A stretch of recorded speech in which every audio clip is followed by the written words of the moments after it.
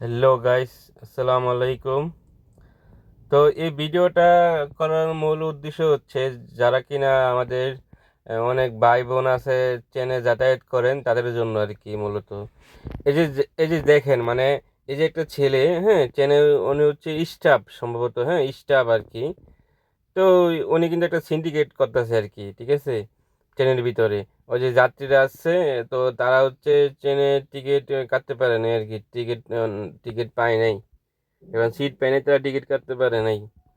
তো ওইটি, মানে সেটা হচ্ছে ঈদের পরের কাহিনীটা। তো খুলনা থেকে ঢাকা আসার আর কি ট্রেন, ঠিক আছে, খুলনা থেকে ঢাকা। তো ওই ট্রেনের মধ্যে আমিও ছিলাম, ঠিক আছে। তো দেখেন, আমি নিজেও কিন্তু টিকিট পেয়ে দাঁড়ায় ছিলাম এখানে, ঠিক আছে। তো আমার কাছে তো আর টাকা চাইতে পারে নাই। তো আমি তো মানে ইয়া আপনার যে টিকিট মানে কাটতে পারিনি আর কি। তো আমি ওইভাবে টাকা টোকা দিয়ে আছি আর কি, টিটির মাধ্যমে। এখন কথা হচ্ছে, আপনি টিটি, মানে টিটি যদি আপনাকে ধরে বা ওনার কাছে আপনি টাকা দিতে পারেন, ওনাকে একটা টিকিট কাটতে পারেন, সিট না পান, উনি আপনাকে একটা টিকিট দিবে, ঠিক আছে।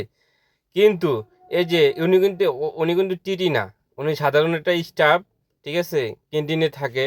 এই ট্রেনের ভিতরে ক্যান্টিন আছে, এখানে কাজ টাজ করে স্টাফ, কিন্তু উনি ভাড়া নেওয়ার কোনো রাইট নাই। এই যে দেখেন, এই যে তিনজন লোকের উনি মানে টিকিট ছাড়া পাইছে, পাওয়ার পরে মানে দুর্নীতি করতেছে, ঠিক আছে।